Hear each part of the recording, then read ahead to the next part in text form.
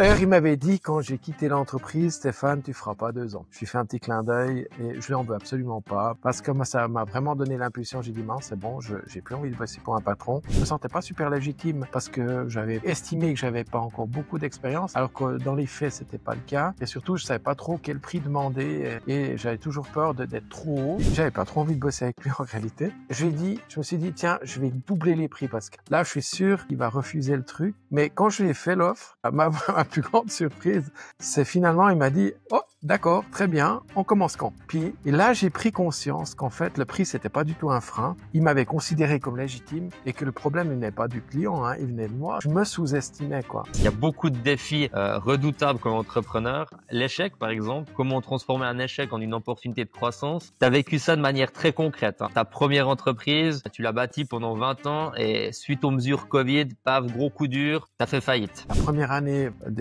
Covid, où là, ça allait plutôt bien, et tout à coup, tout s'est écroulé. Plus d'inscriptions. Et une des grosses erreurs que j'ai faites, c'est cet investissement contre-intuitif. Bah voilà, je suis parti de l'idée, c'est au moment où il y a de la crise qu'il faut investir. Bon, ok, j'en ai assumé aussi les conséquences. J'étais en toute transparence aussi avec mon équipe. Il y a une autre école qui m'a contacté, beaucoup plus grand que nous, parce qu'ils avaient entendu beaucoup de positifs. Donc, ils nous reconnaissaient aussi au travers de la réputation pour l'excellence de notre travail, parce qu'on faisait du bon travail. Et là, en toute transparence, j'ai exposé la situation au directeur de cette école en expliquant où on en était, qu'est-ce qui se passait. Pour moi, c'était vraiment très dur. J'en ai même souffert, hein, à un moment donné. En fait, j'essaie de sauver les meubles, quoi. Ça veut dire, pour moi, ce qui est important, c'est que personne soit lésé. On a mis 6 mois pour discuter. Après 6 mois, ils ont été d'accord de reprendre nos activités, nos étudiants, nos formateurs, nos employés. Mais j'ai envie de dire, la tête haute quand même, pour ce qui me concerne. Malgré le fait que, je peux le dire, hein, sans rougir, ça faisait 1 année que je prenais plus de salaire pour moi. Parce que quand tu prends des décisions, quand c'est les bonnes décisions, les gens t'applaudissent, mais quand c'est pas les bonnes décisions, ils hésitent pas non plus à te critiquer. T'es quand même assez seul, hein. Bonjour la communauté, c'est Arnaud et vous êtes sur Ciel, le podcast qui décode l'intelligence émotionnelle et le leadership. Et aujourd'hui, on va aborder un sujet d'importance dans notre vie, tant personnelle que professionnelle. Comment le doute, l'échec et la résilience accompagnent l'expérience de l'entrepreneuriat. Ou combien de fois avez-vous douté en tant qu'entrepreneur? Dans cet épisode, on va explorer 3 questions essentielles pour nous. Comment transformer le doute et la peur en levier de réussite entrepreneuriale? Comment, après un échec, se reconstruire et reconstruire une stratégie gagnante? Et comment gérer la solitude et s'entourer des bonnes personnes pour réussir? Et aujourd'hui, j'ai la chance de partager mon micro avec Stéphane, mon compagnon de route depuis 2 ans chez Ciel. Cette fois, il est de l'autre côté. On va l'interviewer, qui est entrepreneur depuis plus de 25 ans. Stéphane, est-ce que tu serais d'accord de nous expliquer un peu qu'est-ce qui t'a poussé dans l'entrepreneuriat et pourrais-tu un peu te présenter à notre communauté? Oui, avec plaisir Arnaud. C'est vrai que ça me fait super bizarre de parler, d'être un peu de l'autre côté. D'habitude, je suis avec toi en train d'interviewer. Mais je peux parler de mon parcours de 25 ans d'entrepreneuriat. Et en fait, je pense que ça a commencé vers l'âge de 20 ans à peu près, où j'avais déjà en tête qu'un jour je serais entrepreneur ou indépendant. Mais en fait, je savais pas trop quoi. Puis, tu sais, la vie, elle est ainsi faite. Elle m'a réservé son lot de surprises, de défis. Peut-être pour la communauté aussi, pour savoir, je suis papa de 4 enfants. Ça a une sorte d'importance parce que ça aussi fait partie de mon parcours. J'ai éduqué justement seul mes 3 premiers, une bonne partie de ma vie. C'est important parce que c'est vraiment, ça faisait partie aussi au moment en fait où j'ai démarré mon activité indépendante.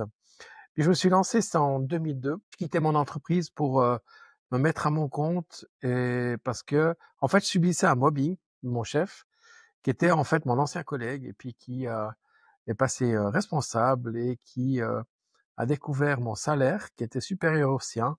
Et ça, j'ai appris qu'après, mais ça a été l'objet du mobbing. D'ailleurs, il m'avait dit quand j'ai quitté l'entreprise, Stéphane, tu feras pas 2 ans. Je lui fais un petit clin d'œil et je lui en veux absolument pas parce que je pense que c'est un coup de pouce de la vie. D'une certaine manière même, je pourrais dire, il m'a rendu un fier service parce que moi, ça m'a vraiment donné l'impulsion. J'ai dit, mince, c'est bon, j'ai plus envie de bosser pour un patron.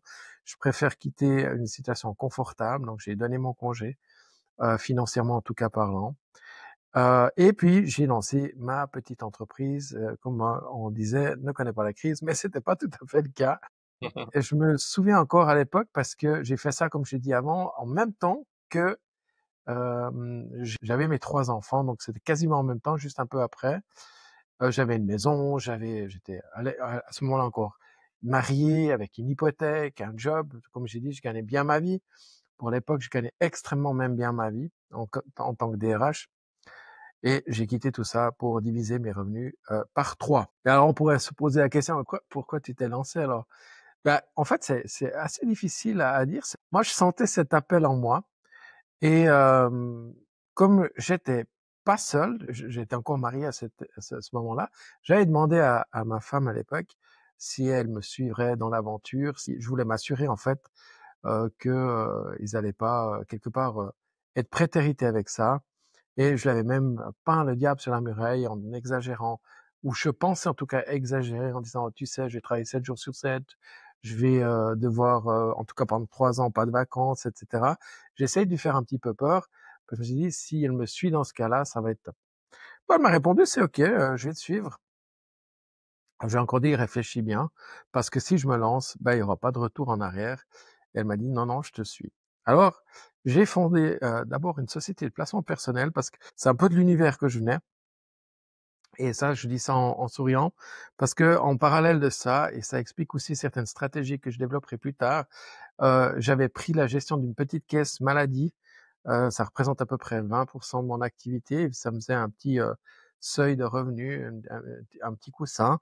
Puis en plus, j'ai commencé à donner mes premières formations, un petit peu pour ma personne. Je pense qu'on aura de quoi parler durant ce podcast. On va passer dans différentes thématiques, si tu veux bien, entre le syndrome de l'imposteur, la résilience entrepreneuriale, la solitude de l'entrepreneur, le mindset et j'en passe. Donc, on aura des belles thématiques qui nous attendent. Mais si tu es OK, on va d'abord aborder euh, cette thématique-là que j'aimerais en premier, c'est le syndrome de l'imposteur. Tu sais, cette fameuse petite voix qui nous dit dans notre tête, parfois qui nous murmure, t'es pas assez bon, ou t'as eu de la chance dans ce que t'as entrepris, ou on va te démasquer, t'es un imposteur. Ça, c'est un peu ce sentiment d'éligitimité, même quand on sait qu'on a les compétences et les résultats pour prouver le contraire. Et c'est fascinant parce que ça touche tout le monde, les entrepreneurs débutants, mais aussi les dirigeants expérimentés à chaque niveau. Moi, je crois quand on a préparé le podcast, tu m'as dit d'avoir accompagné plus de 8000 personnes pour se lancer dans leur entreprise en l'espace d'une vingtaine d'années. Comment tu as vécu ces moments clés? Comment tu as aidé d'autres des entrepreneurs à surmonter ce syndrome-là ou cette problématique-là? Et si toi aussi, tu as été confronté un petit peu à ça, est-ce que tu serais d'accord de nous partager peut-être une ou deux anecdotes à ce sujet? Alors, moi, j'en ai plusieurs. Et je dirais que c'est vrai, j'ai accompagné plus de 8000 personnes dans un projet de création d'entreprise. Donc, évidemment, ils ont de loin pas tous créé une entreprise, mais j'ai vraiment eu la chance aussi d'accompagner ces personnes dans ce trajet-là. Et donc, ce syndrome-là, il s'est manifesté plein de fois. Je dirais probablement même chez la majorité. Mais pour moi, ça s'est manifesté plutôt par comment fixer mes prix, en fait. Puis comme j'étais quand même nouveau, certains domaines, le placement personnel, c'était assez simple, mais j'avais d'autres services et du coup, j'étais pas très, je me sentais pas super légitime parce que j'avais estimé que j'avais pas encore beaucoup d'expérience, alors que dans les faits, c'était pas le cas. Et surtout, je savais pas trop quel prix demander et j'avais toujours peur d'être trop haut. Et puis quand tu démarres, c'est aussi ça, trop haut, puis que les gens ils vont pas acheter en fait, parce que c'est trop cher. Donc c'est surtout à ce niveau-là que ça s'est traduit chez moi. Mais mon premier déclic, justement par rapport à ça, c'était justement lié à un monsieur qui m'avait contacté pour faire à quelque part tout simplement un bilan de compétences, puisque c'est une des compétences que j'avais. Et je me souviens très bien parce que ce monsieur, il m'avait contacté, c'était un gars assez rentre dedans comme ça, pète sec. Et puis moi, je venais des RH, donc oui, j'avais fait du placement personnel, j'avais fait de l'accompagnement, j'avais déjà fait des bilans de compétences, mais là, j'avais pas un super feeling avec lui. Et comme j'ai dit, je le trouvais assez arrogant en fait. Puis j'avais pas trop envie de bosser avec lui en réalité. Donc je lui ai proposé de lui faire une offre. J'ai dit je vais botter ça en touche. Puis je me suis dit tiens, je vais doubler les prix parce que là je suis sûr qu'il va refuser le truc. Mais quand je lui ai fait l'offre, ma plus grande surprise, c'est finalement il m'a dit oh d'accord, très bien, on commence quand? Puis là ça fait un déclic chez moi. J'ai dit oh purée, En fait, j'ai doublé les prix et le gars, il a même pas essayé de négocier et là, j'ai pris conscience en fait, le prix, c'était pas du tout un frein et qu'il m'avait considéré comme légitime et que le problème, il venait pas du client, hein, il venait de moi dans le sens où je me sous-estimais, quoi. Et puis un autre exemple que je peux donner un peu par rapport à ce souci de légitimité, au sentiment qu'on se sent pas légitime, en fait, là, c'était un peu un autre contexte. C'était une responsable de formation que d'ailleurs j'ai revue la semaine dernière. Je te parle de ça il y a près de 20 ans, hein, en arrière. Puis elle m'avait sollicité pour dire: «Ben voilà, j'aimerais bien on aimerait mettre sur pied une formation dans l'entreprise» et puis j'ai discuté avec, j'ai dit: «OK, c'est quoi vos besoins?» et cetera et puis j'ai pris mes notes, j'ai résumé, puis là, elle me pose une question redoutable. Elle me dit: «Est-ce que vous avez déjà donné ce genre de formation?» Et là, moi qui je peux pas mentir, donc je voulais être honnête avec elle. J'ai dit: «Tant pis, là, je pense que mon truc, il va foirer, mais tant pis, je vais quand même dire la vérité» et j'ai dit: «Écoutez, franchement, hem» ça faisait 1 heure qu'on discutait, hein, quand même, j'ai dit: «Franchement, j'ai jamais donné ce type de formation, mais si vous me demandez si je suis capable de le faire, clairement, oui». Et là, elle m'a répondu: «Bah, j'apprécie votre franchise, votre honnêteté et bah, faites-nous une proposition». Et donc on a travaillé ensemble pendant plusieurs années. Donc j'ai fait la proposition, j'ai monté cette formation avec, finalement aussi pas mal de succès. Je dois dire que j'étais assez fier de moi et bah, ce qui m'a permis de surmonter finalement aussi un peu ce souci cette peur de légitimité clairement en disant les choses, mais de manière évidemment constructive et pas: «Non, ah je suis désolé, non je sais pas le faire». Je savais que j'étais capable de le faire, simplement je l'avais encore pas fait. Et d'ailleurs je lui suis très reconnaissant à cette, personne et je me suis permis de lui le dire d'ailleurs, parce qu'elle m'a fait un magnifique cadeau en m'accordant sa confiance. Encore une fois, c'était une super, un super mandat. Il faut dire aussi que ce mandat-là m'a permis de décrocher mon plus gros mandat de formation parce que j'avais déjà du coup la formation et j'ai pu former dans une entreprise plus de 500 personnes sur cette thématique-là. Donc c'était pour moi un mandat après qui a duré 5 ans où j'ai pu former 500 personnes en français et en allemand. Donc voilà un petit peu pour te donner des exemples Ouais. par rapport à ça. C'est intéressant et on voit aussi que des fois, il faut donner la chance, faire confiance et c'est comme ça qu'on peut aussi développer son potentiel et montrer de quoi on est capable. Dans ton expérience que tu as pu vivre, là, on a parlé de toi, mais des entrepreneurs que tu as pu des personnes que tu as pu accompagner, dans ce cheminement d'entrepreneur, le syndrome de l'imposteur, il s'est manifesté comment toi? Alors, oui, j'ai plusieurs exemples et puis c'est vrai que un qui m'avait marqué, d'exemple, c'était, 2 personnes qui étaient associées dans un projet en fait, et qui, recherchaient des investisseurs. Et avec mon collègue, à l'époque avec qui je travaillais, il avait un réseau d'investisseurs. On les avait préparés à présenter leur projet, à faire leur pitch et tout. Et donc je me souviens encore, ils avaient rendez-vous au restaurant et ils ont rencontré ces investisseurs. Ils ont, présenté leur projet et là, un des investisseurs dit: «Mais si vous aviez l'argent aujourd'hui, est-ce que vous investiriez?» Et là, ils se sont regardés et ils ont pas su quoi répondre. Et là, c'était fini. Et c'était fini, les investisseurs ont dit non. Ils se sont retirés. Pourquoi? Parce que ce manque de confiance, il avait finalement, ou ce manque d'assurance, il a eu un impact, il a déstabilisé les gens qui étaient prêts, potentiellement en tout cas prêts à investir puisqu'ils étaient d'accord de les rencontrer. Je pense que je me souviens aussi d'une personne qui, comme beaucoup de personnes qui se lancent dans les affaires, elle avait pas de référence. Et puis ça peut être un outil que je te donne là. Et là, de nouveau, bah, si tu démarres dans le métier, forcément que t'as pas des grandes références. Donc tu peux soit te baser sur, les activités que tu avais préalablement en disant: «Oui, j'ai des références», mais peut-être des anciens employeurs. Ou alors, comme il a fait lui et ça j'ai trouvé assez extraordinaire, il donc le prospect lui a demandé Mmh s'il mh. avait des références et il en avait pas. Et là, il lui a répondu: «Non, mais non», il a dit: «Non et ma première référence, ça sera vous et j'ai aucun intérêt à vous décevoir». Donc tu peux t'imaginer l'impact que ça a eu pour cette personne. Donc il a décroché le mandat parce que dans la tête de la personne, je peux m'imaginer qu'elle se dit: «Ouais, il va se donner à fond pour que je sois satisfait». Ça, ça peut être intéressant de relever, tu vois, c'est comment tu te positionnes finalement par rapport à ça. Donc il faut en avoir conscience et puis aussi reconnaître que en général, la plupart des gens que j'ai accompagnés, ça j'aimerais quand même le souligner, euh, en fait, c'est dans nos têtes que ça se passe et que en réalité, on est tout à fait compétent, on sait le faire. C'est juste ce qui est nouveau pour nous, c'est la posture d'être prestataire plutôt que d'être employé dans une entreprise. Bah, écoute, la réplique de ton dernier exemple, elle est vraiment excellente parce que, ben, ça montre en fait les 2 histoires montrent vraiment le parallèle entre peut-être la confiance en soi de l'autre, les premiers investisseurs, ils avaient peut-être pas assez confiance en soi et ça reflétait la confiance chez les investisseurs qui était pas assez bonne et l'autre, il avait confiance en lui en disant: «Voilà, bah, je lui sors une réplique comme ça et je vais pas la décevoir». Donc c'est vraiment je reprends ça avec.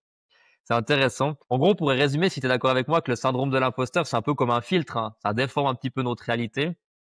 Ça montre un peu, nos échecs comme une preuve d'incompétence et nos succès peut-être comme un coup de chance ou un coup de bol dans la vie.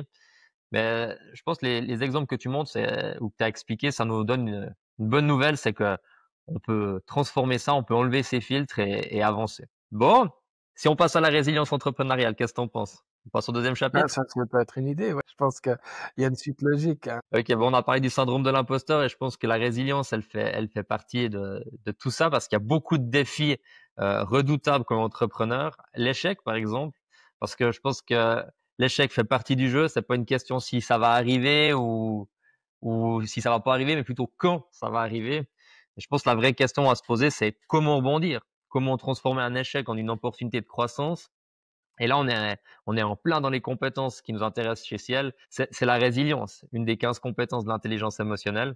Tu as vécu ça de manière très concrète, hein. Tu m'as expliqué quand on préparait le podcast que ta première entreprise, tu l'as bâtie pendant 20 ans et suite aux mesures Covid, paf, gros coup dur, tu as fait faillite. Et tu as su rebondir, tu as su te développer, tu as su développer une nouvelle stratégie, une nouvelle vision. Mais au-delà des aspects financiers qui ont été difficiles, j'en suis sûr, mais comment c'était au niveau émotionnel? Qu'est-ce qui était le plus difficile pour toi dans cette expérience? Comment tu as géré la communication avec tes équipes, avec tes clients, avec tes proches? En fait, tout cet environnement qui est autour de ce moment pas simple à passer et peut-être les conversations difficiles. Et avec du recul, quels sont peut-être les signaux ou qu'est-ce que tu aurais pu voir par rapport à ça avec ton expérience et comment ça a transformé ta vision actuelle? Alors oui, et pour moi, alors je reconnais bien que pour moi, c'était un gros coup dur parce que quand tu crées une entreprise, c'est un peu comme ton bébé, tu vois. Et alors d'accord, il était majeur à 20 ans, hein, mais quand même, euh, on venait de traverser ou d'avoir cet impact de la crise Covid. Et puis, en plus, je redevenais papa pour la quatrième fois. Donc, ça fait beaucoup de choses à gérer et donc aussi beaucoup de tension, beaucoup de stress, beaucoup de responsabilités aussi, parce que j'avais quand même une vingtaine de personnes dans l'entreprise à ce moment-là. Et alors pas à plein temps, mais quand même, qui travaillaient et collaboraient avec moi. Et moi, je pense que un jour, on m'a dit, t'as toujours une longueur d'avance, t'es assez visionnaire. Et au niveau de la stratégie de la vision, j'avais aussi anticipé un peu dans le monde de la formation ce format blended learning, où j'avais déjà commencé en 2017 à mettre ça en place, à proposer du blended learning entre une partie en ligne, une partie en présentiel. J'y croyais fortement. Alors évidemment, avec le Covid, après ça a pris de l'ampleur et c'est devenu évident pour tout le monde, mais c'était pas le cas à ce moment-là.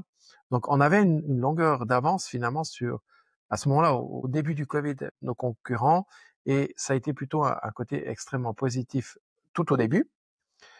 Et quand j'ai vu arriver la crise, parce que moi j'ai toujours un tableau de bord financier pour voir comment l'entreprise va, donc j'avais des réserves financières, j'ai toujours thésaurisé, je vivais pas au-dessus de mes moyens, plutôt prudent, un peu, je dirais, agraire, avec des réserves financières pour avoir une certaine sérénité. C'était quand même agréable. Et là, j'ai dit contre-intuitif, je vais aller puiser dans mes réserves financières, je vais engager une personne pour faire du marketing, donc à plein temps, et aussi une personne à 50% pour s'occuper de la plateforme donc de LMS, donc de la plateforme de formation, parce que c'était assez complexe. À ce moment-là, on n'avait pas encore toutes les plateformes qu'il y a aujourd'hui, hein, il y en avait beaucoup moins. Ça a tout explosé un peu avec cette période Covid. Ça a été, je dirais, la première année vraiment de Covid où là, ça allait plutôt bien. Et tout à coup, tout s'est écroulé. Euh, Plus d'inscriptions. Mais pas que chez nous, en fait. J'avais comparé aussi avec des concurrents avec qui j'avais quand même une bonne relation, ou d'autres centres de formation, et tout le monde disait, c'est bizarre, les gens s'inscrivent plus à la formation. Et une des grosses erreurs que j'ai faites, entre autres, c'est cet investissement contre-intuitif. Bah voilà, je suis parti de l'idée, c'est au moment où il y a de la crise qu'il faut investir. Bon, ok, j'en ai assumé aussi les conséquences. J'étais en toute transparence aussi avec mon équipe. J'ai dit, voilà, je puise dans les réserves, et si ça marche pas, peut-être dans une année, on devra mettre la clé sous paillasson, ce qui est d'ailleurs arrivé. Et puis, mais c'est pas dû à eux, c'est dû à l'économie. Puis l'autre chose, c'est que, et ça c'est une erreur stratégique que je ne ferai plus aujourd'hui, c'est que je faisais crédit finalement aux étudiants en leur permettant de payer les formations en plusieurs tranches. En gros, je faisais la banque, quoi. Enfin, on faisait la banque. Mais je dirais la chance dans le malheur, c'est que j'ai toujours, encore aujourd'hui, ce tableau financier, ou tableau de bord financier, qui me permet de voir venir les choses et pas de les subir à fond à la caisse. Donc évidemment, j'ai vu que les choses baissaient. C'est un de mes conseils que je donnerais, c'est toujours avoir moi ça a toujours été un simple fichier Excel, entrée-sortie, prévision de chiffre d'affaires, et puis le cash flow. Ça, c'est vraiment un conseil que je pourrais donner. Ce qui s'est passé après, c'est comme j'étais transparent avec l'équipe, à un moment donné, j'ai vu que ça chutait, ça chutait, ça chutait. Je savais que j'avais pas une année devant moi. Et la vie est bien faite, c'est cadeau de la vie. Il y a une autre école qui m'a contacté, grande on peut dire, hein, beaucoup plus grand que nous, et qui nous abordait en disant, bah, écoutez, on aimerait vous voir. J'ai été les voir, et puis ils me disent, en gros, hein, on a loupé le train du e-learning, on a entendu beaucoup de bien sur vous, est-ce que vous seriez d'accord de nous aider? Alors, c'est vrai que l'explication que je peux donner aussi, c'est que ben, pourquoi les gens s'inscrivaient plus. On était à une année et demie, grosso modo, presque 2 ans, des restrictions, les gens ne pouvaient pas voyager, enfin avec toutes les contraintes qu'on a vécues. Et on a fait des sondages, et en réalité, c'est que les gens avaient pris cet argent pour voyager, et puis on peut pas leur en vouloir, parce que finalement, après 2 ans, entre guillemets, d'enfermement, d'impossibilité ou de très peu de possibilités de se déplacer, ben voilà, ils ont choisi de mettre ça là-dedans. Donc c'est clair que j'avais plus grand espoir de de sauver l'entreprise, j'avais plus de réserve. Et comme je t'ai dit, après cette entreprise, je l'ai rencontrée, et ils nous ont demandé si on pouvait les aider à transformer leur formation au format blended learning, parce qu'ils avaient entendu beaucoup de positifs.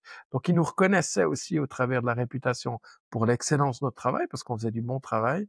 Et là, en toute transparence, j'ai exposé la situation au directeur de cette école en expliquant où on en était, qu'est-ce qui se passait.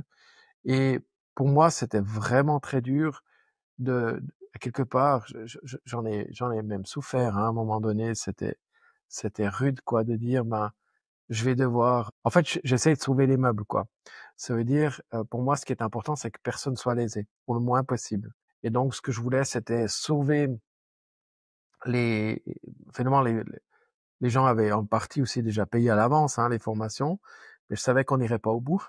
Donc, ça veut dire qu'ils perdraient leur argent, et ça, je voulais pas.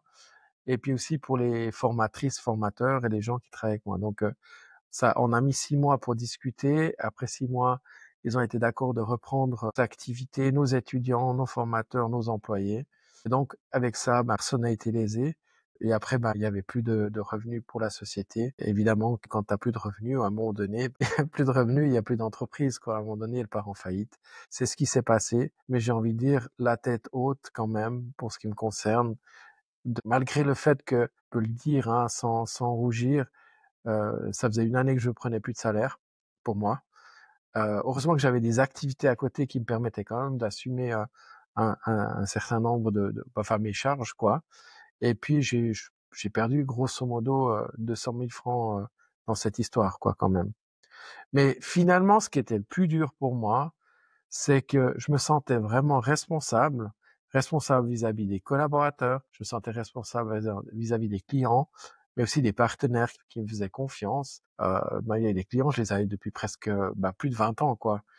Et c'était très dur. Je me rappelle encore une fois, j'avais dû aller voir un client en disant, je suis désolé, mais on va pas pouvoir continuer la collaboration. Est-ce que vous êtes d'accord que cette entreprise reprenne le relais? Alors tu t'imagines, c'est des gens avec qui t'as une belle relation, quoi. C'est un peu presque comme une rupture. J'ai vu aussi la tristesse dans le regard des gens, pas sans pitié, mais de dire, ah, c'est dommage, quoi. C'est dommage. Mais ça, il faut faire le deuil, quoi. Pour moi, c'est une période dure, mais j'ai aussi été le plus transparent possible avec tout le monde. Et ça, je peux te dire que tu dois avoir beaucoup d'humilité, prendre sur toi. Parce que j'étais pas fier non plus, hein. J'aurais préféré dire yes, on a réussi, ouais, c'est le succès, puis on grandit, etc. Et tout s'est arrêté. Voilà, c'est quand même beaucoup de monde concerné. Je crois qu'à l'époque, on avait entre 50 et 70 étudiants, je me souviens plus très bien maintenant, et puis une vingtaine de personnes quand même qui dépendaient de ces mandats, quoi. Donc, je regrette rien, hein, même si dans mon mode de fonctionnement, je cherche toujours, en fait, à avoir des solutions. Donc, peut-être ça aussi, c'est une chose, c'est essayer d'anticiper le plus possible les choses, puis pas attendre que le coup près tombe. Donc, j'aurais pu essayer de tirer en longueur, et puis le coup près serait quand même tombé, mais avec beaucoup plus de dégâts. Et donc, j'ai essayé de réduire les dégâts. Je pense que faut aussi se dire, oui, c'est la vie. Pour ça qu'on a aussi des sociétés avec des formes juridiques. C'était une société anonyme. J'étais le seul actionnaire, donc toutes les actions, évidemment, elles sont passées à la trappe et l'argent que j'avais investi avec aussi. Voilà. Ce qui est aussi important de comprendre, c'est que dans cette phase-là, t'es quand même assez seul, hein, parce que quand tu prends des décisions, quand c'est les bonnes décisions, les gens t'applaudissent, mais quand c'est pas les bonnes décisions, en principe, ils hésitent pas non plus à, à te critiquer. Bon, ça, il y en a toujours, mais moi, j'ai toujours fait appel à des personnes de confiance avec qui je savais que je pouvais partager mes préoccupations, pas pour qu'ils décident à ma place, mais simplement pour que je sorte un peu la tête du guidon, que je puisse prendre un peu de recul, et puis peut-être aussi voir des choses auxquelles je n'avais peut-être pas pensé, parce que quelqu'un qui est dans ce genre de situation, c'est quand même bien d'être bien entouré. Je pense qu'une des règles, et je l'ai toujours dit aussi aux gens que je formais dans la création d'entreprise, il faut savoir s'entourer des bonnes personnes. Parce que des gens qui ont un avis, t'en trouveras toujours. Il y en a qui ont même un avis sur tout, mais surtout un avis. Mais d'avoir des gens qui ont cette capacité aussi d'être critiques par rapport à ce que tu vas leur dire, qui vont pas forcément te caresser dans le sens du poil, qui ont des compétences, parce que c'est aussi important. Je pense que ça, c'est un des éléments que j'avais déjà compris et qui est toujours le cas aujourd'hui. On essaie de prendre les meilleures décisions possibles. En tout cas, moi, ce que j'en ai retenu, c'est que tu peux pas tout anticiper, mais que tu as toujours la possibilité. Il y a toujours un chemin, en fait. Il y a une possibilité de rebondir. C'est un clin d'œil de la vie pour moi, tout simplement. Dire, OK, ça va pas, ça va plus. Il faut trouver un autre chemin, une autre solution. Et c'est aussi une forme de créativité, cette notion de think out of the box. Ta sacrée histoire, hein, que tu nous as partagée là. On reviendra sur deux, trois éléments, la prise de décision, le s'entourer des bonnes personnes, parce que j'ai des questions qui pourraient intéresser notre auditoire, notre communauté par rapport à ça. Et si tu es d'accord, j'aimerais juste revenir sur un point qui m'a semblé assez sensible, et j'ai senti un peu d'émotion là derrière. C'est ta relation avec les autres, en fait, avec tes clients, avec tes employés, peut-être les prestataires externes qui te fournissaient des services, je sais pas.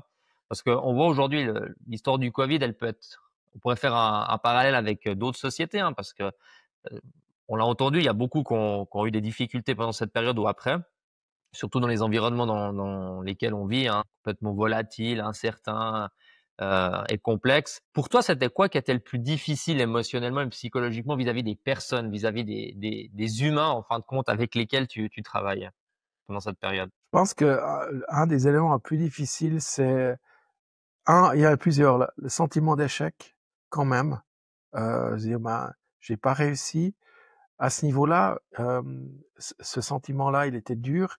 J'ai passé des nuits, sans dormir, hein, enfin, en tout cas très peu ou très mal. Le sentiment de trahison, c'est l'impression de trahir les gens qui t'ont fait confiance. Ça, c'était dur pour moi. Hem et puis en même temps, de garder la tête haute et de rester optimiste, hein, de donner un message plutôt positif aux gens, de pas, en plus, les charger avec, des émotions négatives, ce qui fait aussi une forme de solitude, hein, parce que en fait, après ça m'appartient, mais je voulais pas non plus les tirer en bas parce que c'était difficile pour moi. J'ai toujours essayé de plutôt les rassurer en disant: «On va trouver une solution, je cherche une solution». Ça, je leur disais régulièrement, mais c'était vraiment bon, c'était aussi une école pour moi, hein. J'ai appris beaucoup sur moi. L'humilité, c'est quelque chose, bon, que j'ai pas appris à ce moment-là, mais qui s'est renforcé en disant: «Bah, voilà». De réduire ce sentiment de honte qu'on peut avoir, hein, en disant: «Mais finalement, tu sais, dans cette culture, un peu occidentale, quand quelqu'un a fait faillite, on la voit plutôt comme quelqu'un qui est un peu loser, alors qu'en fait, c'est une magnifique école, hein, quelque part, si je regarde le côté positif. J'ai appris énormément sur l'organisation, la gestion, l'anticipation, les erreurs à éviter. Et alors que dans les cultures anglo-saxonnes, c'est plutôt comme une carte de visite en disant: «Ah, fait au moins une faillite, bravo, ça veut dire que tu as appris, quoi». Et donc, je baigne quand même dans cette culture occidentale à la base, hein, dans l'éducation. Hem, Puis en même temps, je suis assez, réceptif à cette culture anglo-saxonne et je pense que c'est aussi quelque chose qui m'a aidé, ce côté, d'être capable d'une forme de résilience. Tu sembles avoir une vision assez claire de ce que tu veux et comment tu veux le faire et ça c'est inspirant, je trouve. Si tu avais un conseil avec un peu de recul maintenant à donner à une personne qui pourrait se retrouver dans une situation comme ça et qui, toi, t'a permis de t'en sortir pas trop mal, vu que la situation était quand même assez critique, hein, mais qui pourrait aider quelqu'un, ça serait quoi? Alors, moi, quand je donnais les cours, pour les créatrices et créateurs d'entreprises, je parlais toujours d'un tabouret à 3 pieds et puis ça, c'est une stratégie que j'ai toujours essayé d'adopter, pour donner l'exemple du tabouret à 3 pieds, c'est, si tu veux, le siège du tabouret, ça peut être soit, disons, le type de client que tu as et pour ce type de client, tu as 3 pieds, donc tu as 3 types d'activités qui correspondent aux besoins de ces clients-là. Donc, c'est une activité, produit moins ou est moins rentable, tu peux peut-être t'appuyer sur les 2 autres pour compenser. Ou inversement, tu as un produit ou un service, par exemple la formation en l'occurrence, puis tu as 3 catégories de clients. Ça peut être des entreprises, ça peut être, bah, des individuels ou, des institutions, par exemple. Et puis avec ça, si l'un achète moins chez toi, par exemple, bah, tu as peut-être l'autre qui compense un petit peu. Donc c'est un peu cette symbolique du tabouret à 3 pieds que j'ai en fait, plus ou moins toujours appliqué, pour moi-même d'ailleurs. Donc en d'autres termes, c'est d'éviter de mettre tous les œufs dans le même panier et puis quelque part, envie de dire heureusement pour moi, j'avais une autre société à côté, que j'ai toujours d'ailleurs, et avec laquelle je prestais, où j'avais d'autres prestations, parce que déjà je pouvais plus prendre de salaire, où j'avais décidé en fait de plus prendre de salaire, justement pour donner une chance à l'entreprise, en espérant qu'elle donnerait le tour et qu'un jour je pourrais peut-être récupérer. Bon, bah voilà, c'était pas le cas. Et donc je continuais aussi à avoir des mandats pour moi à côté, et c'est ce qui m'a permis de m'en sortir personnellement, quoi. Donc si je devais, de manière très modeste, hein, donner un conseil, dans cette stratégie-là, c'est d'avoir une sorte de tabouret, quoi. C'est d'avoir, 2 à 3 sources de revenus qui font du sens. Donc évidemment, c'est pas, je fabrique du pain et puis j'usine des pièces mécaniques et puis troisième activité, il faut que ça fasse du sens et puis ça soit quand même lié au core business de ce que tu veux faire. Sinon, ça devient un peu du grand n'importe quoi et je suis pas très, convaincu. Mais bon, ça, l'exception confirme toujours la règle, hein, en soi. Donc une activité avec 3 types de clients ou 3 sources de revenus, ce qui permet justement de réduire le risque. Le pire, c'est d'avoir un seul client à une seule source de revenus. Ça, on le sait très bien, hein, la loi de Pareto, les 20-80. Mais si tu fais ça, déjà au niveau légal, ça peut être problématique parce que tu peux pas être indépendant déjà. Et puis deuxièmement, en termes de risque, si ton client est te lâche, ben c'est terminé. Tu as probablement plus la possibilité de rebondir. Donc voilà quelques éléments, en tout cas de mon apprentissage, de mon expérience, que je peux partager. Et c'est une sagesse toute populaire, hein, de pas mettre les 2 dans le même panier et puis de diversifier un petit peu ses sources de Tout à revenus fait. donc je pense qu'avec l'exemple que tu as donné, il est très parlant et ça c'est toujours bon de le rappeler, je trouve. Des fois, on a envie d'avoir des stratégies un peu différentes, mais avec l'expérience, on voit que ces sagesses populaires ont tout leur sens.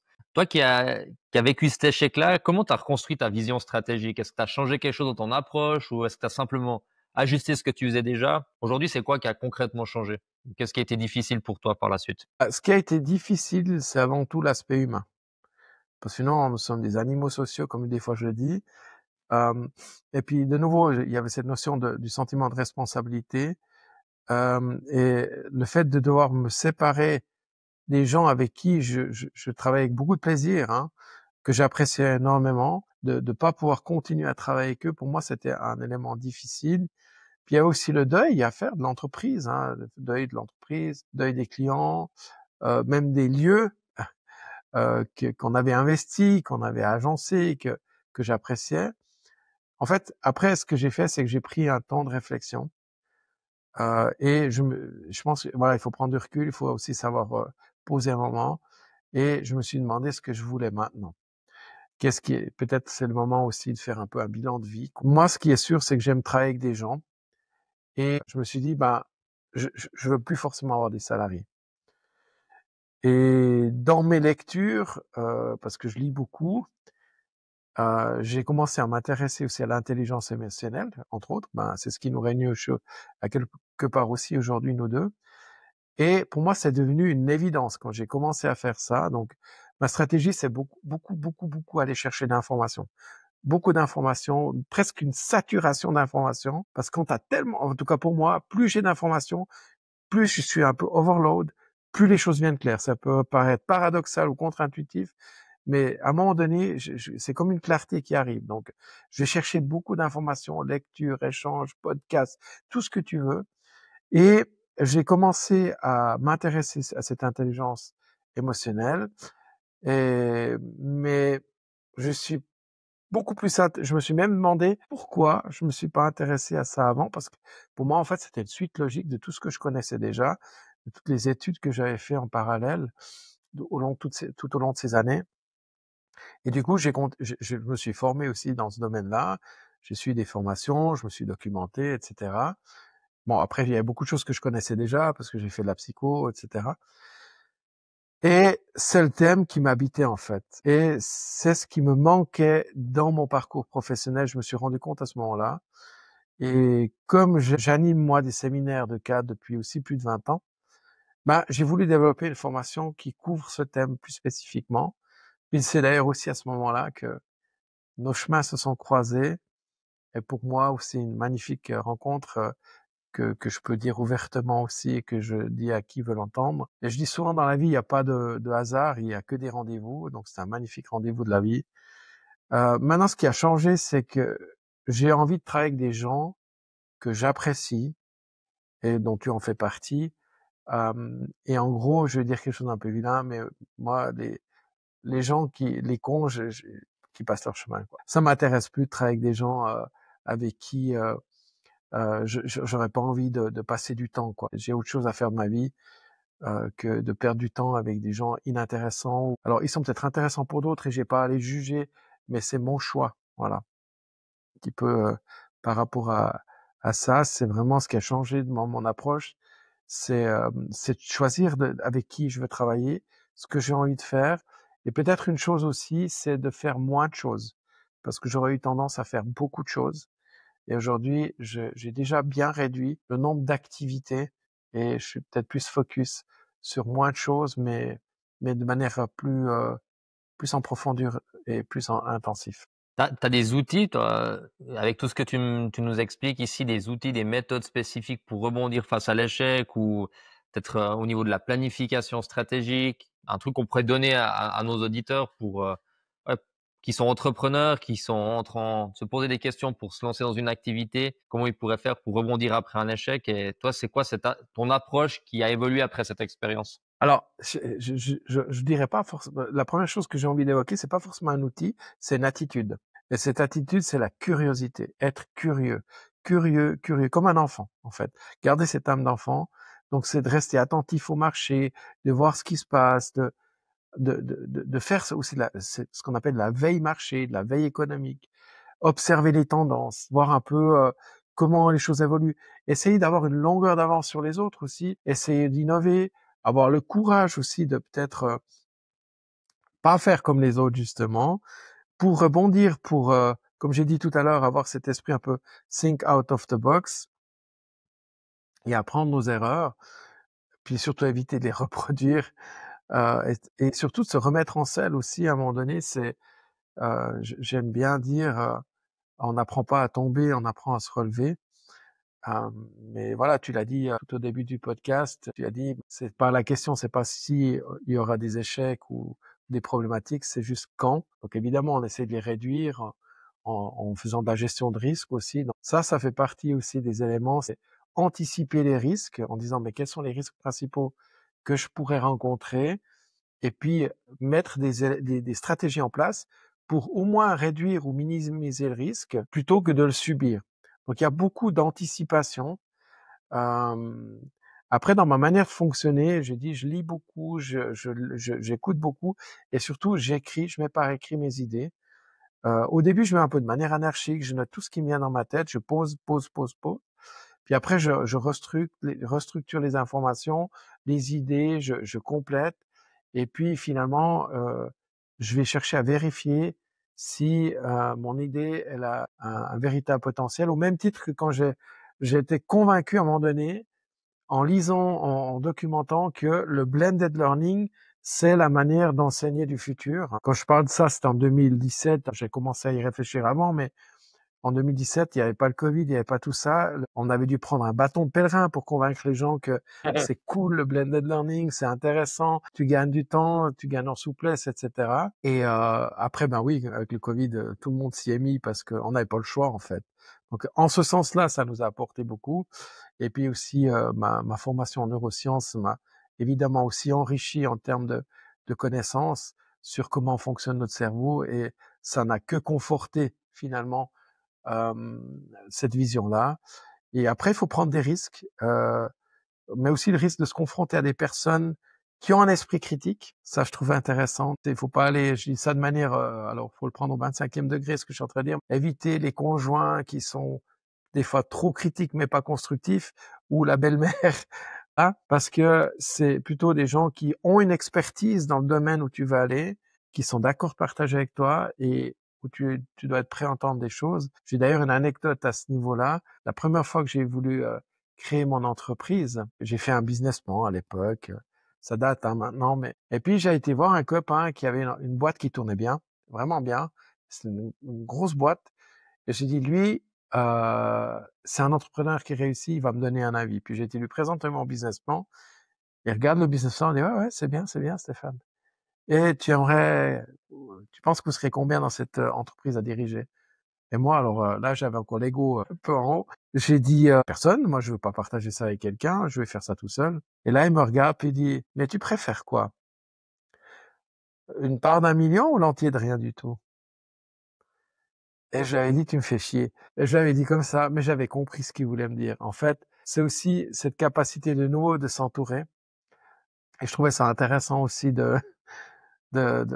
pour moi, j'avais pas encore intégré ce qu'il m'avait dit, j'avais compris, mais pas intégré. Et finalement, tu vois, je pars du principe que tout est apprentissage.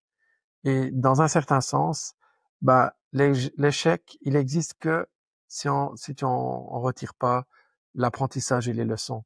Et puis c'est ça qui me semble aussi très important, c'est que je pense qu'un conseil qu'on peut aussi donner, c'est être dans l'action, pas y réfléchir, d'agir, de tester, de corriger. Il y a beaucoup de grandes entreprises qui fonctionnent comme ça, hein. J'ai une autre anecdote, j'ai accompagné une fois un ingénieur en informatique et il était dans un projet de création d'entreprise et il avait fait un programme. et je lui pose la question, je lui dis: «Mais tu penses lancer quand?» Puis il me répond: «Mais tu sais, là, il faut encore que je fasse des tests, il faut que je sois sûr à 100% que mon produit, il soit parfait». Et je lui ai dit: «Bah, ça veut dire que tu te lanceras jamais». Parce qu'en fait, un produit, il est jamais parfait. Il faut y aller, il faut tester, il faut corriger. Allez, il faut un livrable qui tient la route quand même, mais il faut y aller, il faut tester.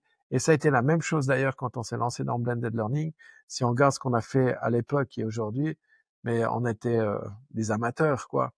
Mais au moins, on a testé, on a expérimenté et surtout, on a appris. Je sais pas encore comment, mais je me dis souvent, je sais pas encore comment, mais je vais y arriver. C'est aussi un mindset, hein. Donc, pour répondre à ta question, globalement, je réunis de l'information, je mets par écrit, ensuite je teste, je mets à l'épreuve mes idées, je les partage avec d'autres, et finalement, je prends une décision de ce que je vais en faire, si j'y vais ou pas. Des fois, ça vaut la peine, des fois, ça vaut pas la peine. Là où, à l'époque, une autre anecdote, c'est j'avais eu l'idée de faire des CV vidéo parce que je trouvais que c'était intéressant, mais bon, ça aurait coûté une blinde aux gens. J'ai testé un peu le marché, j'ai vu que ça prenait pas, j'ai arrêté. Puis en fait, aujourd'hui, ça se fait assez naturellement et ça coûte pas grand-chose. Ouais. Alors qu'à l'époque, il fallait caméra, il fallait tout, montage, parce qu'on voulait faire du pro, d'un haut de gamme, mais c'était impayable, quoi. Je dirais l'autre état d'esprit qui est aussi intéressant, c'est moi je dis souvent, c'est là où beaucoup voient des problèmes, moi j'ai tendance à réfléchir en opportunité. Quand ils disent: «Oh, on a un problème, ça marchera jamais», et cetera. Moi je dis: «OK, là il y a une problématique, comment on peut la résoudre?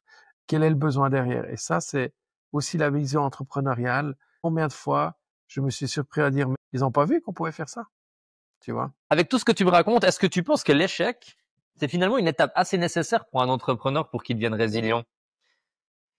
Ou peut-être comment tu peux te préparer justement à devoir tomber puis d'apprendre à te relever comme tu l'as bien mentionné? Bah, écoute, comme je te l'ai dit tout à l'heure, hein, ça dépend des cultures, comment tu regardes les choses. Dans certaines cultures, on voit l'échec ou comme plutôt voilà, c'est une notion d'apprentissage. Alors je sais pas si l'échec est nécessaire, mais ce que je suis convaincu, c'est qu'il fait partie du processus et d'accepter qu'on fait des erreurs, qu'on peut et on doit apprendre de celles-ci, c'est déjà une manière de cultiver la résilience pour moi. Même si les erreurs parfois peuvent coûter cher, mais ça fait partie de l'apprentissage. Là aussi, je peux te donner une anecdote. À l'époque, je m'étais associé avec un monsieur, c'était 1 année et demie, 2 ans après que j'avais lancé mon entreprise. Ça marchait tellement bien à ce moment-là que je pouvais plus faire tout seul, puis j'ai décidé de m'associer plutôt d'engager. Ça, c'est aussi un apprentissage et une erreur que j'ai faite. Et en pensant que la personne tirait à la corde comme moi, ce qui n'a pas du tout été le cas, on a loué des locaux pour un deuxième site en pensant que le marché serait demandeur puis qu'on aurait une légitimité dans la région, ce qui n'a pas été le cas non plus. Donc, je me suis retrouvé à payer les loyers pendant 3 ans dans le vide. J'ai après réussi à relouer. Donc voilà, est-ce que l'échec est nécessaire? Je ne sais pas, mais en tout cas, il est formateur. Mmh. Bah, en tout cas, il y a plein de choses que tu nous as partagé, beaucoup de transparence dans tes propos. J'ai bien aimé cette histoire aussi de MVP, hein, de Minimal Viable Product, hein, de mettre un produit, de le lancer et puis de le tester, un peu empiriquement. On va voir, c'est itératif, on va améliorer le produit, il faut oser passer à l'action.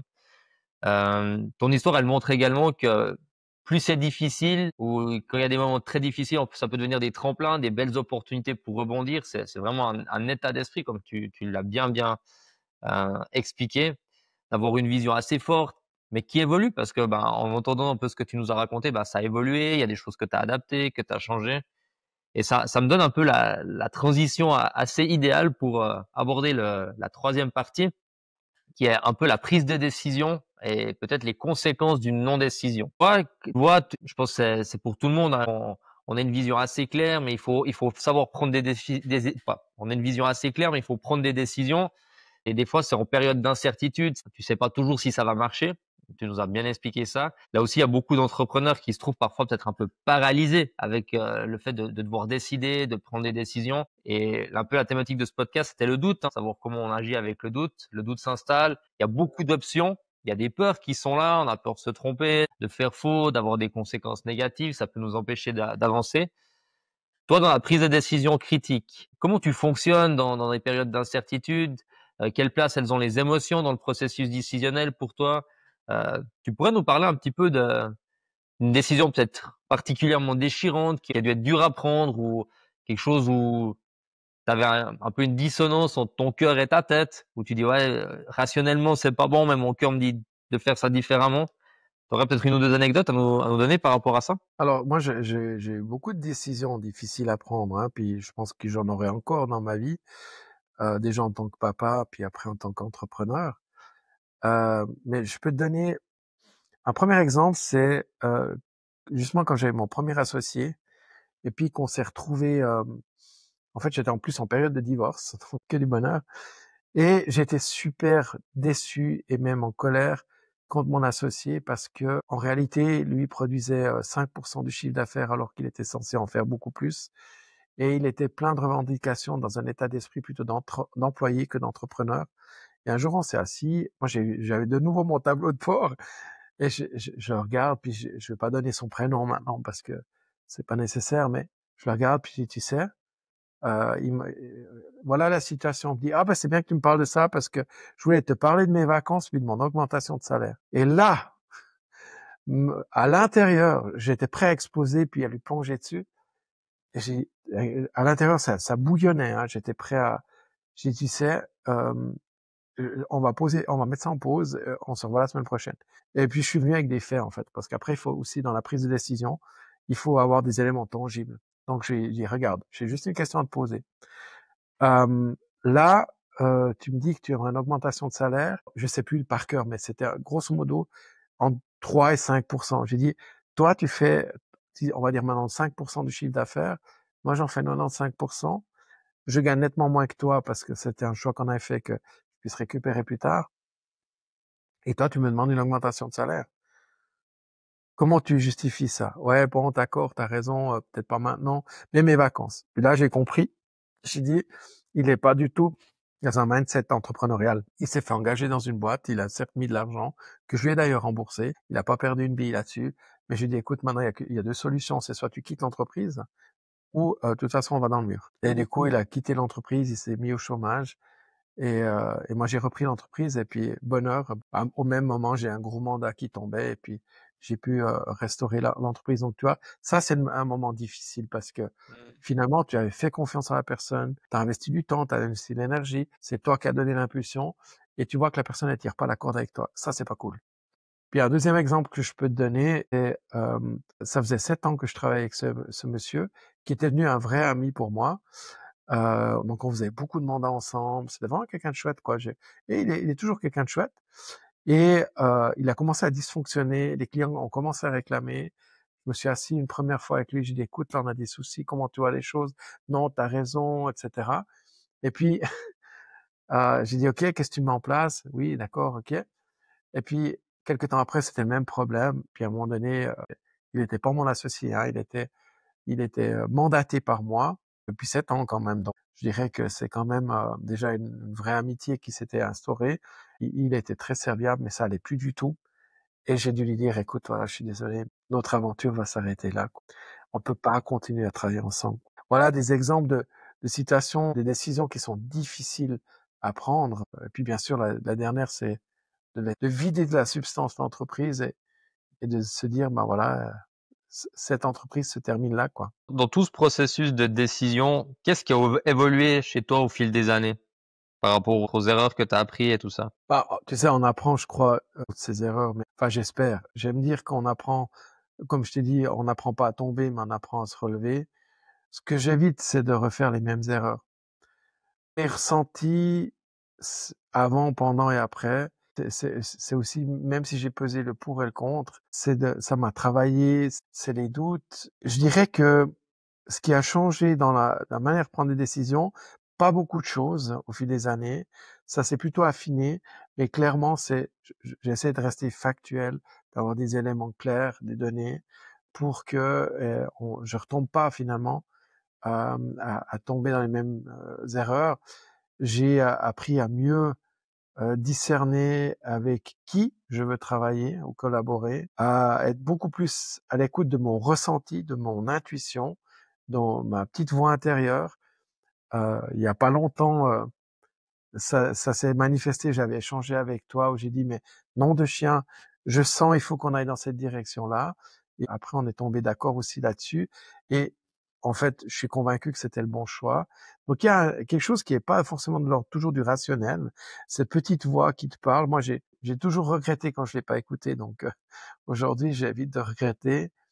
Hem Puis quand je dois décider des choses importantes, là, je deviens hyper rationnel. Je me fais une liste des pour et contre, je fais une analyse de marché, je mets les choses par écrit et je demande de nouveau des avis. Je pense que voilà, il faut pas rester seul dans son coin à ruminer, il faut en discuter.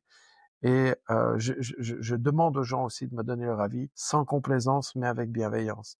Donc je me donne un temps de réflexion après, puis je décide si je veux faire ou non et je prends des risques mesurés, j'ai envie de dire, et surtout je décide jusqu'où je vais et quels sont pour moi les indicateurs qui vont faire que je vais m'arrêter. Tu sais, c'est un peu comme si tu vas au casino, je vais à quelque part, je vais me dire, ok, je vais jouer maximum 100 francs, si je gagne, tant mieux, mais si je perds, je m'arrête là. Et moi, je vais pas souvent au casino, je passe 20 ans que j'ai pas mis un pied dans un casino, c'est un peu ce mindset-là, quoi. Yes. Moi, j'ai quand même une petite question que j'aimerais te poser avant qu'on parte sur la solitude de l'entrepreneuriat. Il y a beaucoup d'études qui montrent que on prend la majorité de nos décisions sont émotionnelles ou que les émotions, elles ont un gros rôle dans la prise de décision. Aujourd'hui, tu partages que tu restes très, très rationnel quand tu dois prendre des décisions. Comment tu analyses la part émotionnelle de tout ça en disant: «Avant, j'ai peut-être une peur de je dois prendre une décision, puis pendant que j'ai pris ma décision jusqu'à ce que j'ai un résultat, il y a des doutes» ou peut-être tu te sens, bah, je sais plus, tu te sens peut-être triste d'avoir pris cette décision-là ou des choses comme ça. Quel rôle elles ont les émotions pour toi dans la prise de décision? Comment tu les Pour moi, c'est mes gères? meilleurs amis. Comment tu joues avec? Parce que tu m'as parlé du ressenti. En fin de compte, tu t'écoutes cette petite voix, mais à côté de ça, comment tu analyses toi toutes ces émotions qui vont te traverser en fin de compte, de part et d'autre, du début à la fin du processus? Pour moi, c'est mes meilleurs amis, les émotions. Tu as parlé de doute, de peur aussi, hein, des fois de se tromper, pourquoi? Parce que elles me permettent d'être vigilante. Et cette vigilance, dans la vigilance, c'est la peur, c'est le doute, c'est ces éléments-là, c'est le poids de la responsabilité aussi, hein, de dire mais là je prends pas la décision que pour moi, il y a peut-être des gens qui sont concernés. Il y a un sentiment de responsabilité qui est derrière ça. Il y a le doute qui pour moi est encore une fois un super allié parce qu'il m'oblige aussi à quelque part, m'invite en tout cas à analyser, être plus pragmatique pour essayer de réduire ce sentiment de doute. Et puis la peur c'est un allié aussi parce que ça évite que je fonce de manière naïve dans un projet, par exemple, sans me poser de questions. Moi, je dirais, si je dois en citer trois, hein, c'est ça, le sentiment de responsabilité. La peur et le doute, ce sont vraiment mes amis dans ce contexte, quoi. Elles m'aident beaucoup. Et puis, après, elles ont des intensités différentes selon les cas de figure, évidemment. Ça dépend de l'importance de ça peut m'amener des nuits sans sommeil, ça peut m'amener du stress, ça peut m'amener et ça m'a déjà eu amené il y a pas si longtemps que ça de nouveau où j'étais dans une situation pour moi complexe, critique, où ouais, je rumine beaucoup, mais je rumine puis en même temps je me victimise pas. Ça veut dire que je suis en mode recherche de solutions et j'échange avec des gens que j'apprécie, qui m'aident aussi à voir plus clair parce que peut-être tu le sais aussi, et sûrement d'ailleurs, c'est que quand on est dans la rumination, dans les doutes, dans la difficulté, c'est difficile d'être objectif, surtout quand on est concerné directement. Tu abordes un aspect qui est intéressant puis que j'aimerais avoir abordé avec toi, c'est toute cette partie solitude parce que tu dis: «Je rumine, c'est en moi, j'ai des nuits qui sont peut-être un peu difficiles».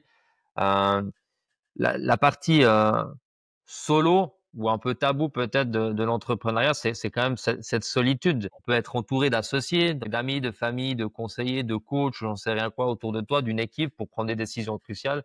Mais l'exercice, il reste quand même assez solitaire. À la fin, tu as parlé de la responsabilité, c'est toi qui décides. Tu es responsable de ça et là, il y a quand même un poids, heu, au niveau de la prise de décision et après, ben, de la solitude d'avoir pris ça. Heu, Autour de toi, tu t'es entouré de personnes face à la responsabilité ou face à la solitude? Comment tu as géré ces moments quand tu étais seul? Déjà, c'est lié à un état d'esprit entrepreneurial, je dirais, parce que quand le jour où je me suis mis à mon compte, je me suis rendu compte de ça, que je vivais une autre réalité que la majeure partie des gens que je connaissais. S'il y a bien une chose dont je suis certain aujourd'hui, c'est que l'entrepreneuriat, c'est un état d'esprit, c'est une sorte de mentalité, et tu es entrepreneur, que tu le veuilles ou non, 7 jours sur 7. Je veux dire, c'est un peu comme être parent, tu vois, papa, ou tu es aussi papa. Tu t'es pas papa seulement de 8 heures à 17 heures. T'es papa tout le temps et tu penses à tes enfants. Alors, ça veut pas dire que tu penses à tes enfants toutes les secondes. Ça change pas. Pour moi, c'est un peu la même chose. Donc, clairement, ça évolue aussi avec tes activités, tes besoins, et tu vas de plus en plus aussi échanger avec des gens qui sont dans le même mindset que toi. Mais ce qui est sûr, c'est qu'il y a une forme de... je me suis souvent en fait senti seul. Même si je sais m'entourer de bonnes personnes, je sais que la décision finalement, elle m'appartient et c'est à moi de l'assumer. Donc je veux pas mettre sur le dos de quelqu'un d'autre en disant ouais mais t'aurais pas dû me dire ça. C'est mon choix, j'assume. Mais les personnes qui comprennent ça, c'est plutôt rare. Et j'ai plus du tout le même cercle, par exemple, d'amis, de connaissances aujourd'hui, parce que ça a changé justement avec le métier, avec l'activité professionnelle. Je suis beaucoup plus principalement avec des gens qui sont dans soit une activité professionnelle, l'indépendant, etc. Mais pas que. Mais tout mon cercle d'amis a changé, presque à 95%, à part la famille évidemment. Mais même là, il y a des gens qui comprennent pas ta vie. Pas forcément. Et puis on peut pas leur en vouloir, parce que c'est un autre état d'esprit. Tu trouveras toujours, comme je l'ai dit avant, des gens pour te critiquer. Et puis finalement, je leur souhaite le meilleur, mais en même temps, j'ai envie de dire qu'ils passent leur chemin. Moi, si elle est constructive, la critique, je la prends, mais sinon, elle m'intéresse pas. Et j'ai pas envie de perdre du temps avec ça. Maintenant, si c'est pour me donner un feedback constructif, encore une fois, je suis preneur. Pour revenir à la notion de solitude, je dirais moi, c'est la solitude surtout décisionnelle. Et je pense que c'est ça qu'il faut comprendre, c'est que la décision, c'est à toi de la prendre, c'est à toi de l'assumer. Et c'est dur parce que des fois, bah, tu sais que ça impacte si tu as des employés, tes collaborateurs. Je pense que les entrepreneurs qui ont des employés le savent très bien ce que je suis en train de dire. Ils vont se reconnaître là-dedans. Il y a des impacts financiers, il y a la famille, il y a plein de choses qui sont impactées. Et là, en fait, l'air de rien, t'es quand même super seul. Voilà. Donc là, il faut savoir mettre aussi son ego de côté, puis dire, bah, ok, pris la meilleure décision que je pouvais, et je fais le mieux que je peux, en fait. Ah, c'est vraiment intéressant ce que tu dis, puis on voit vraiment cette perspective-là de la solitude, puis on peut ressentir, bah, tout ton background d'entrepreneur qui est là et bah, ce poids de la responsabilité.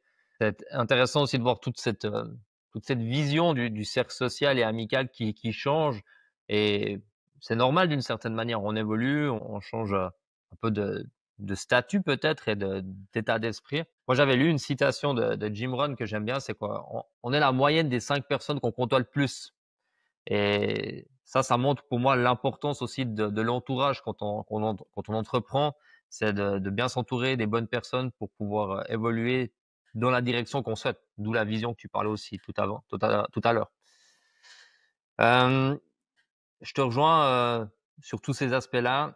Il y a quelque chose qui m'a particulièrement marqué quand on préparait le podcast, qui est peut-être tu peux, un petit peu nous en expliquer un peu plus, c'est ta vision, si j'ose dire, entre la mentalité d'un indépendant, un solopreneur et la vision d'un entrepreneur ou une vision entrepreneuriale. Tu serais d'accord, de nous expliquer un tout petit peu ça et quelle est la différence pour toi de ces 2 choses? Effectivement, ça va au-delà des aspects externes, hein. Il y a vraiment un élément interne qui est aussi crucial, c'est justement ce mindset. Et pour moi, il y a une différence fondamentale entre l'état d'esprit d'un entrepreneur et d'un indépendant. Ce que je veux pas dire par là, je suis pas en train de juger l'un ou l'autre. C'est vraiment, pour moi, des choses qui peuvent être complémentaires, mais qu'on retrouve très rarement, c'est le mindset de l'entrepreneur. Pour moi, le premier, donc l'indépendant, il va plutôt être dans une activité pour lui, libre de tout, où il fait, je sais pas, il peut avoir un artisan, par exemple, pour être plutôt un entrepreneur qui fait un indépendant, qui travaille pour lui, qui a du plaisir et qui peut très bien en vivre. L'entrepreneur, c'est autre chose. L'entrepreneur, c'est plutôt quelqu'un qui est proactif, qui a une vision du futur, qui réfléchit à la croissance, etc. Je te donne un exemple. Quand j'ai accompagné des gens pour te illustrer ça, à une époque, c'était la grande mode de lancer des food trucks. Et je me souviens, je posais toujours la question, mais c'est quoi ta vision? Et l'indépendant, il me répondait, bah moi, c'est de faire mon food truck et de trouver un super emplacement où je peux être tous les jours et puis j'ai ma clientèle fidèle, puis éventuellement je prends une ou deux personnes pour m'aider. L'entrepreneur, il me disait, je veux avoir un super emplacement, je veux faire que mon modèle il marche et après je veux soit en faire des franchisés, soit faire démultiplier. Tu vois la différence? Et ça, pour moi, ça illustre beaucoup plus ou ça montre la différence entre un indépendant et un entrepreneur sans jugement aucun. C'est un mindset différent. Donc, tu vas aborder aussi le business model de manière différente en fonction de la vision. Et selon toi, comment on peut passer d'un mindset à l'autre? Moi, j'ai envie de dire, il y en a qui sont pas faits pour être entrepreneurs. Et puis, il y en a certains, ils sont peut-être même pas faits pour être indépendants. Mais je pense que c'est quelque chose qui t'habite foncièrement. C'est quelque chose que tu as au fond de toi, que tu sens. Et c'est vraiment un état d'esprit. Après, tu peux le cultiver, tu peux le développer. L'indépendance, je dirais, c'est ce qui est le plus courant, le plus souvent. Maintenant, l'entrepreneur, moi, j'en ai pas vu des tonnes. Et c'est quoi peut-être la croyance limitante typique de quelqu'un qui a une mentalité d'indépendant et qui aspire à devenir entrepreneur? Ce qui maintient pour moi la personne dans cet état d'esprit indépendant, c'est entre autres le fait de penser que c'est mieux de faire les choses tout seul et comme il veut. Et puis pas prendre trop de risques, de dire ah mais après j'aurai trop de charges ou ça va être trop compliqué ou d'avoir peur aussi de se développer et puis de pas réussir à assumer ce qui peut être juste en soi. Je dirais la croyance limitante c'est peut-être de se dire de croire plutôt que grandir c'est prendre trop de risques, c'est dangereux. Et puis ça me rappelle une anecdote que j'aime bien. Ça vient pas de moi, mais j'aime bien. Quelqu'un disait, euh, si tu donnes de l'argent et une banane à un singe, il va choisir la banane parce qu'il n'a pas conscience qu'avec l'argent, il pourrait avoir beaucoup plus de bananes. Tu as observé des traits de personnalité ou des habitudes émotionnelles qui semblent prédire le succès d'un entrepreneur ou un succès entrepreneurial? Et tu le vois dans l'énergie déjà, dans la manière d'être. Ce sont des personnes qui déjà sont hyper proactives, qui vont de l'avant. En général, tu n'avais pas besoin de leur dire ce qu'ils avaient à faire. Ils étaient déjà dans la stratégie. Ils ont une vision assez très claire où ils veulent aller. Ils sont encore hyper proactifs. Ils font plein de choses. Ils ont déjà souvent testé. Ils vont chercher des réponses. Ils cherchent aussi des conseils, de s'entourer des bonnes personnes. Et puis, je dirais, ils osent aussi se remettre en question. Moi, c'est un peu des indicateurs de l'entrepreneur.